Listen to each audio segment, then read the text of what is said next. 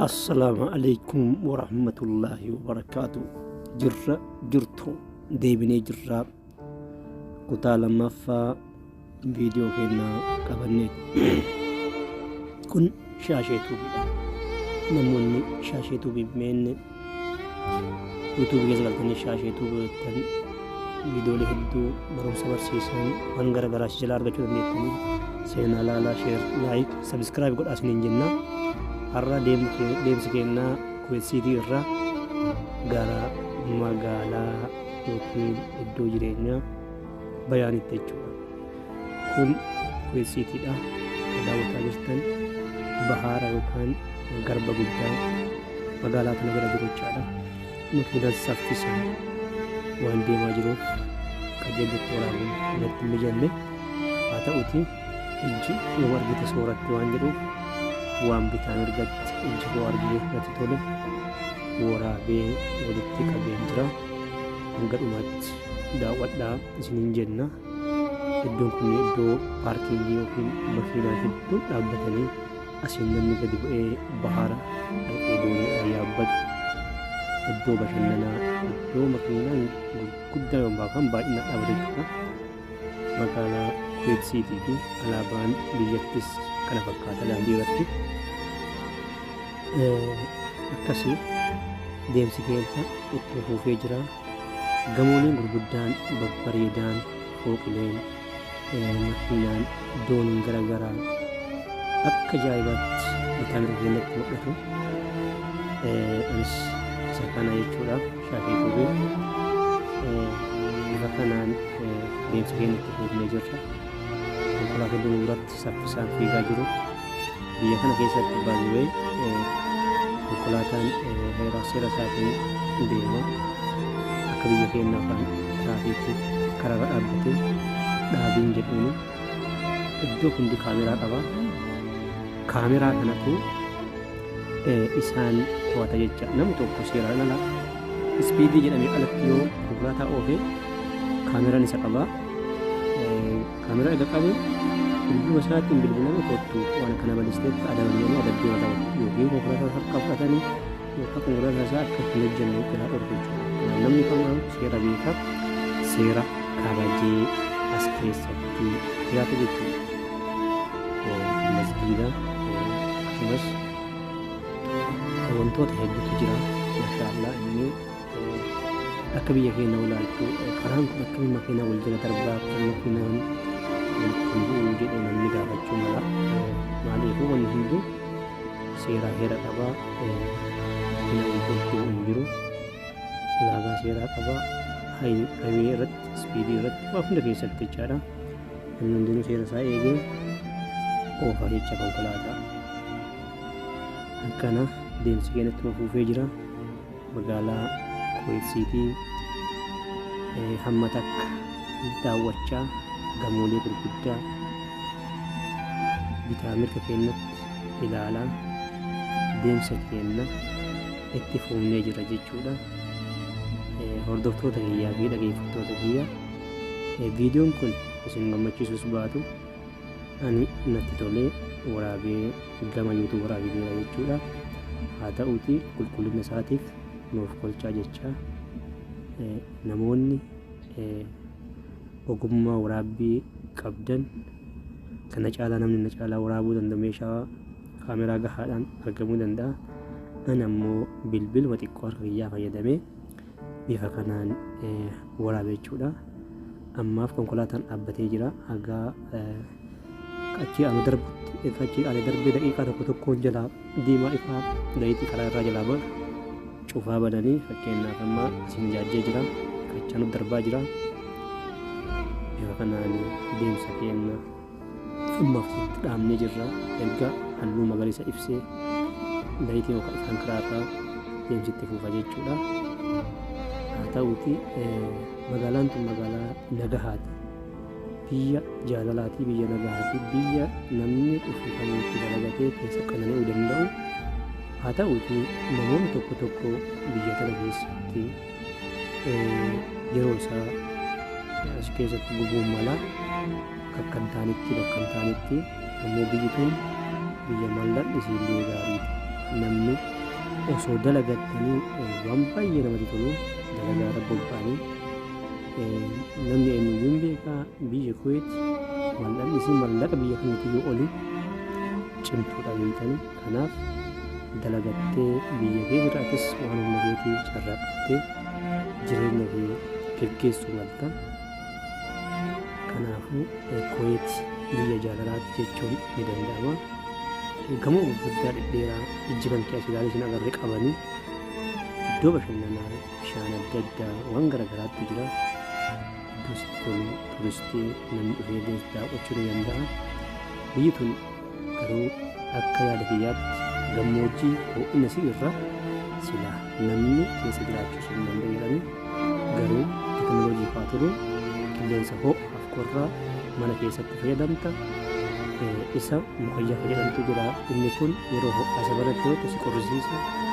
Waan si ajaa'ibaa sooranni biyya kanaa si guyyaa ho'aa baay'ee turuu hin danda'u. Kanaaf firiizarii keessa jettee bifa sana itti fayyadamtee soorachuu ni dandeessa jechuudha. Sababni isaa ho'inni irraa waan ka'eef nyaanni dafee waan alaa'uuf as keessatti wanni fayyadamu hundinuu waan taa'eedha. Yeroo muraasaaf qofaaf itti fayyadamta. Kanaaf biyyi kun silaa teekinooloojii fi nama barate qabaachuu yookaan lammiileen biyyoota biraa biyya kana dhufanii wantoota garaagaraa as keessatti fandi godhanii uummata biyya kana tajaajilan jechuudha. Ho'ina isiitiif namni keessa jiraachuu miti kan tokko iyyuu hundinuu alhamdulillah keessattuu lammiilee Itoophiyaa baay'inni isaanii biyya kana keessa jiru. Taaksii oofaa hojii adda addaatiin martuu wama rizqii isaa carraaqqatee jiraata jechuudha. Akkasii deemsi keenya itti fufee jira. Maashaallah magaalaa akkaan baay'ee bareeddu Kuweet Siitiin magaalaa jaalalaa magaalaa qulqullina bareedaa qabdu haa ta'uutii akka biyya mallaqa guddaa qabduutitti ammas wantoonni tokko tokko wanti hafan baay'eetu jira. Ammoo hojiin misooma biyyattii akkuma itti fufetti jira. Daandii bitaa mirgaatti ijaarsilee adda addaa eegalamaa jira. Rabbiinis biyya teenya Itoophiyaa biyya akka Kuweet tana biyya gamoo babbareedduu daandii babbareedaa ijaarsa gaggaarii qabdu Rabbi nu haa taasisu. Konkolaataan biyya kana keessatti akka harree yookaan biyya teenyaa jechuudha. Eenyuyyuu namni miilaan deemu hin jiru. Konkolaataa mataa isaa qaba. Biyya kana keessatti konkolaataan gatiin isaa akka barbaadetti bitachuu dandeessa. Konkolaataan gatiin isaa qaalis jira. Konkolaataa hojjetamillee ka waggaa tokko ka waggaa lama waggaa sadii hojjetee gatii gadaanaan bitattee heeraa seeratti guuttee oofuu ni dandeessa jechuudha. Kanaaf lammiileen biyya keenyaa hedduunis taaksii adda addaa bitatanii as keessa tajaajila socho'anii lammiilee isaanii gargaaraa ofis fayyadaa nama rakkatas fayyadaa jiru. Jabaadhaa ishiniin jechuun barbaada. Deemsi keenya ammas akkuma itti fufetti jira. Magaalaa Kuweet Siitii magaalaa guddoo biyya Kuweet keessa isin daawwachiisaa jira. Hundaafuu magaalaan tun magaalaa saffisaan guddataa jirtu, guddinas gaarii galmeessitee jirtu. Akka biyyoota arabaatitti lammiilee miiliyoona haga sadiitu as keessa hojjeta jedhamee tilmaamama. Baay'inni uummata biyya kanaa miliyoona 1,500,000 haa ta'u lammiileen biyya biraa gara miliyoona 2 jira jedhama. Walumaa galatti baay'inni uummata Kuweet gara miliyoona 5 yookiin 6 siiqa jedhamee dubbatama. Kanaaf magaalaa akkaan bareedu jechuudha. Keessa konkolaataan saffisaan akka fiigaa deemu argaa jirtu baay'ee namatti tola.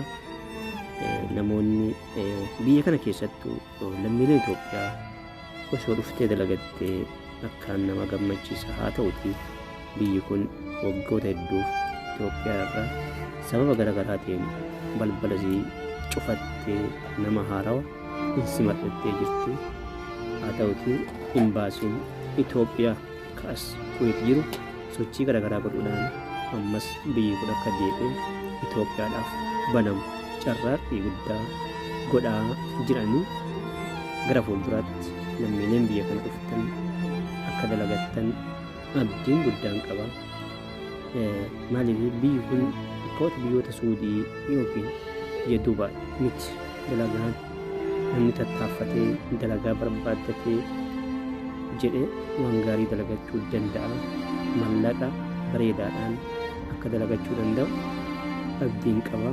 Rabbiin biyya tana biyya keenyaaf isaa banuu sababni wanti kana jedhuuf ani gara biyyaa eeguu biyya keessa gaaffilee hedduun uummanni hawaasni dargaggeessi kaasu shamarran kaasu biyya kana deemuu feenaa biyyi kun maaf hin banamne sunuu banamteetiin baay'ee feenaa waan jedhan irraayi biyya kana osoo banamtee anis hawwii guddaa qaba. Sababbii garaagaraatiin yeroo tokko lammiileen Itoophiyaa biyya kana jiran akkuma namni mishaan jiru namni badaansi waan jiruuf lammiilee isaanii ajjeesuu tumuu fi waan garaagaraa waan irraan gahanii sababa saniin kaarasii waan cufaatti natti fakkaata. Keessattuu shamarra irratti baay'ee jaalalli guddaan waan jiru fakkaatu. Mucayyoo waggaa 5 dura ijoollee isaanii qaltee takkaaf jibbaan laalchi jibbinsa waan irraa qabaniif baay'ee akka hin jaalanne nan beeka. Garuu lammiileen biyya biraa Suudaan, Keeniyaa, Sumaalee, Gaanaan, Maaliin, Kooti Divuwaar, Kaameruun biyyoonni Afrikaa baay'een as keessa dhufanii hagammaatti dalagataa akka jiran argaa tumaan jirra. Nuufis Rabbiin akka biyya tana deebisee banee lammiileen keenya dhufanii asitti tajaajilaman abdii hin qaba jedhee yaada. Gara fuulduraatti biyyi tun biyya heeraa seera qabdu waan ta'eef keessattuu namoonni keenya dogongorri guddaan biyya kanaa irratti rakkoo uumuu heeraa seera biyya kanaa wallaaluudha. Heeraa seera biyya kanaa jechuun biyyi kun maal barbaaddi namarraa maaltu dhorkaadha maaltu yakka miti adda baafachuun dirqama. Biyya amantaa islaamaatiin bultus waan taateef of eeggannoodhaan wajjin jiraachuun akkaan barbaachisaadha yaada. Kanaaf hanga dhumaatti obsaan akka eegdan isin gaafanna. Sagantaa kiyya kanumaan xumuraa. Shaasheetuu like subscribe nu godhaa.